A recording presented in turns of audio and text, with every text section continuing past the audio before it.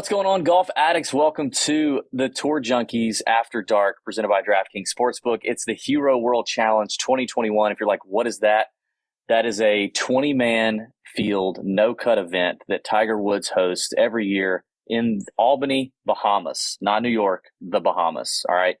I'm DB. We got Pat Perry. We just did a betting show over on the Tour Junkies YouTube channel, talking about how to approach this event from a betting standpoint. I'm in a hotel room, so my audio is not ideal. My video is not ideal, but I'm doing the best I can. I'm at Arnold Palmer's Bay Hill Club and Lodge, having a great time playing Bay Hill, getting ready for the Arnold Palmer Invitational next year. Cheers.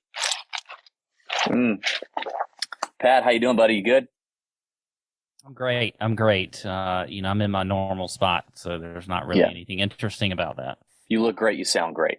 Let's deliver some great content. All right, let's get into this. Give it a like, give it a subscribe, because you're going to like it, okay? You're going to win money. Pat's been giving you winners all fall season. This is one more event that he can dish out some winners. So what are we even doing? All right, Pat, tell us what we need to know about the tournament and about the golf course. Yeah, so we are at Albany Golf Club, as you mentioned, here in Albany, Bahamas. This is a par 72. It's just over 7,400 yards. I think it's important to know that you've got 5 par 5s on this course, which is a lot. That means you're going to look at par 5 scoring because these guys are going to score this week. Your previous champ is Henrik Stenson. Now, you may be wondering, how the hell did Henrik Stenson win a tournament recently? Well, it's because they last played here in 2019 because they skipped it last year due to COVID reasons. And back in 2019, Henrik Stenson actually had what was some semblance of a golf game, but that has gone away a little bit. But the scoring typically is pretty high here. These guys here are low, I should say.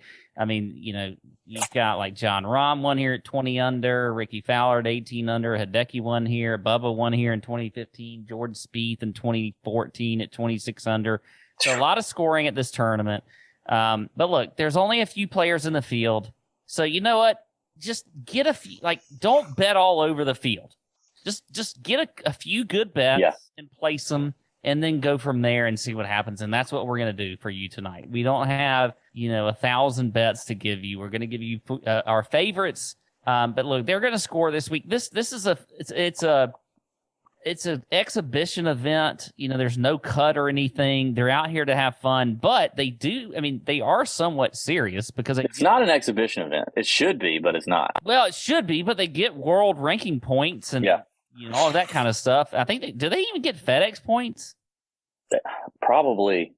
The tour will give you a FedEx Cup point. If you're top 50 in the world, the tour will give you a FedEx Cup point for getting your mail in the afternoon. So these guys they take it somewhat seriously to at least try and win. But anyway, so there you go. Yeah, and I think that's a big factor too. Is who cares this week? Who's going to show up and care at the Hero World Challenge for these guys? Who's going to just enjoy the vacation and, golf kind of gets in the way, or golf's the reason you're here? It remains to be seen, and you got to kind of figure that out. So definitely limiting bankroll a little bit and narrowing it down. So we're going to give you 2 outrights that we like. We're going to give you a head-to-head matchup that we like, and then we'll be out of here. All right, Pat, I'm going to kick it off. Looking at the top of this board, 20 names on the list. The first one that pops up to me is Viktor Hovland at 11-1. Viktor is making his debut here at the Hero World Challenge, but that's not a problem. This is not a super course history spot. It just doesn't matter. The last time we saw Viktor Hovland, he won Mayakoba for the second time as he won as a defending champ. Another coastal kind of resort course with similar conditions there at Mayakoba. He's a great par 5 scorer. He's a great ball striker. If it's windy, it's great. If it's calm, he's great. He's just a great player. And he's young and single, which if this tournament were in Vegas, I think I'd have an issue. But in the Bahamas, right now, I doubt there's a whole lot for him to get into trouble with. He doesn't seem like that kind of kid anyway. But he does seem like the kind of kid who's just going to show up here and beat everybody's ass because he's Viktor Hovland. So 11-1, I normally would never bet a number that short in golf because I just don't do that. But Hovland's just too tough to pass up here. So that's it. That's where I start. Yeah, I don't mind it at all.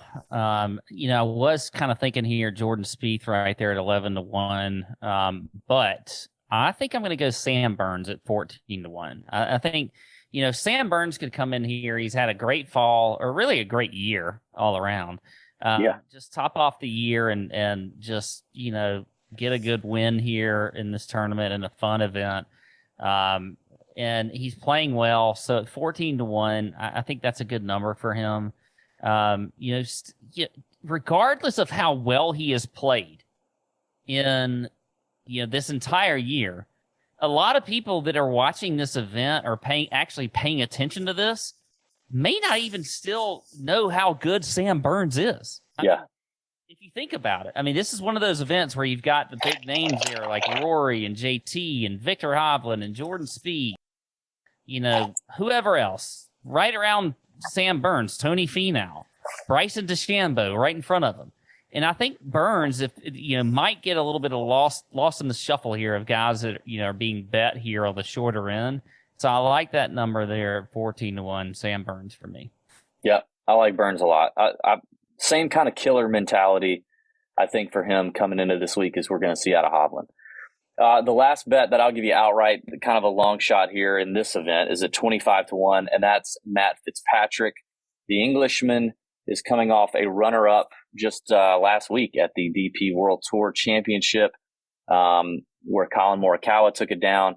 Colin Morikawa being the only player that beat Matthew Fitzpatrick that week, including Rory and a couple other big names. So Fitzy's playing well. He also won the Andy Lucia Masters back in October.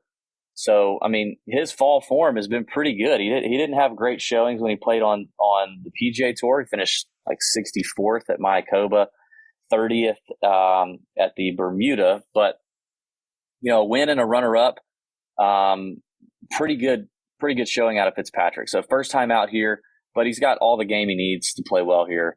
So Matt Fitzpatrick for me is just good value down there at 25-1. So yeah, that's it.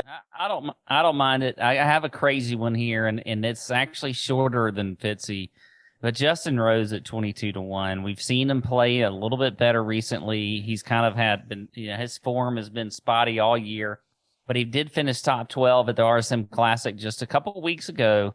And you could say this is somewhat of a home event for him. He lives in Albany, in the Bahamas here, like most of the year, it seems like, or at least half of the year. I don't know.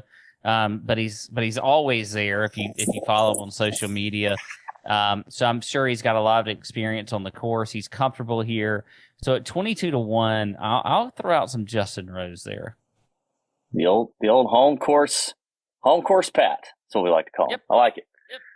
All right, let's take a look at a couple head-to-head matchups. I got one. I'm going to give you one of my favorite tournament matchups here on DraftKings Sportsbook. Right now, they've got Scottie Scheffler at plus 100 against Webb Simpson at minus 120. And listen, I just think you run to the ticket window, proverbial ticket window, and go ahead and make this bet. Listen, Webb did play really well at the RSM Classic. With the T8, played better than Scottie. But Scottie's had a great fall. Runner-up at Houston, fourth at Mayakoba. Obviously played great at the Ryder Cup. We saw him play well towards the end of the year. He's a super talent. Plus money on him. I love. He's making his debut here as well. So I'm gonna take the plus money with Scottie Scheffler, plus 100 over Webb Simpson. I like that one. That was one of mine that I thought was a pretty good number there. I'll add in, I'm a huge – you mentioned Victor Hovland as one of your, outright plays. I like him head-to-head against JT. He's plus 105 against Justin Thomas. I think that's a good number for him. Look, Justin Thomas is a great golfer. But I just don't know. I think Victor he's just like – whatever right now. Like maybe he's going to smoke some weed down in the Bahamas and he's going to as relax as he's ever been. Is weed legal down there? I think it is. I feel like it is. He's going to be all relaxed and just having a good time. He's got, I don't even know, does he even have a girlfriend or anything? Like, well, he has nothing to do except win a golf tournament. Like, so I just feel like he can win and then he can beat JT in the process. So at plus 105, I like that.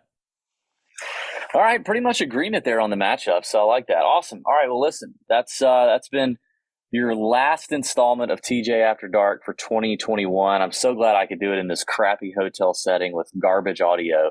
But it is what it is. It's the Hero World Tour Challenge, whatever. And, we'll be back in January, kicking it. It'll off and running, like 40 events in a row, ready to make some money and dish out winners, which is what, really Pat's been doing all season so far. So if you've been missing out, you better start now at the Hero and catch back up in January. May your screens be green. See you next year. See you. Oh.